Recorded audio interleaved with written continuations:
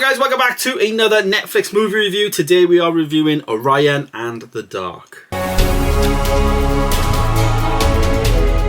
Orion and the Dark is a new movie on Netflix. It is basically an animated movie. It's done by Dreamworks, actually. That's what I wanted to say. I was like, I had something to say there, but God, the great start to the video. It's a Dreamworks animation movie, and it's directed by Sean Sharmatz. Now, Sean Sharmatz has done things like Trolls. He's done some Troll things, and he's also a voice actor himself, which he actually stars in the movie, as well as like he's done some Penguins of Madagascar work and Angry Birds animation stuff. So he's very much in that animation space of things. The movie itself, though, stars Jacob Tremblay, who voices Orion. Now, that voice is, you might know his name from Luca. He actually was the voice of Luca in Luca, the Disney Pixar movie. So he is a very much, well-known, I guess, voice actor in terms of movies. And I also think he's been in a couple of other films as well.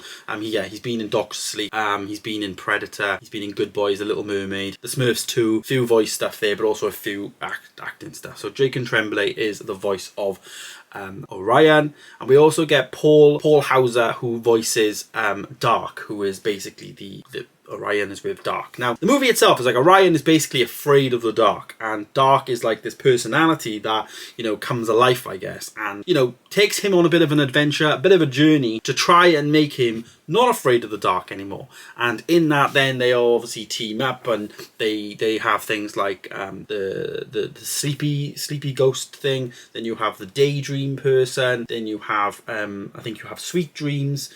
We have sleep. We have unexplained noises, and we have insomnia as well as quiet. So these little, like, I guess you could call them like elements or whatever, would go around, and obviously, that's what happens during the night. You have these unexplained noises. You have the bin fall over or something. You have people needing to dream. So there's the idea is, I guess, this thing is there making people dream.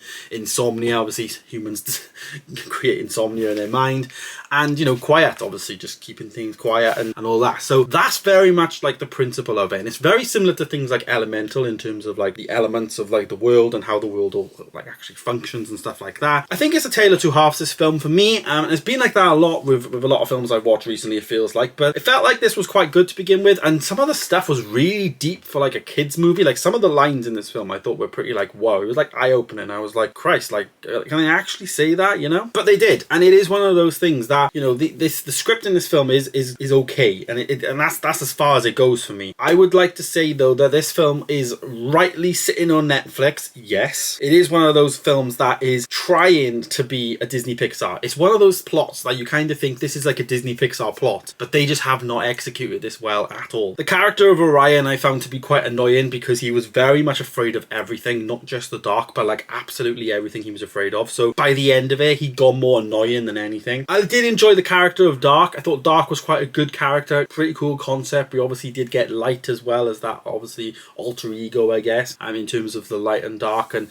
they would chase each other during the day. So in the daytime, obviously Light was flying around the other half of the earth and Dark was flying around the nighttime. So it was like a concept on real life, obviously, in terms of that. And from a kid's point of view, it's really good. But for me, it was just like a plot that was a very, very good plot, don't get me wrong, but it just wasn't executed in the way that it should have been or could have been at that higher standard. And maybe that's down to like maybe the directorship or like the script writing or whatever. It just wasn't executed. Maybe if Pixar, I feel like if Pixar had this like plot, they would have nailed this to a T. You know what I mean? It felt very elemental, very inside out kind of vibes. So rating the movie then, what will I rate it? Well, I actually gave it a 2.5 star, and no surprises there. I said it shouldn't have gone into cinemas. It should definitely stay on Netflix. It's a Dreamworks picture. It's a different style of animation as well. It's very similar to things like the Turtles movie, which I loved, and maybe a bit of like Spider-Man, Spider-Verse stuff because of the whole drawing aspect rather than like 3D animation. So it's cool in that sense, but it's nothing to write home about.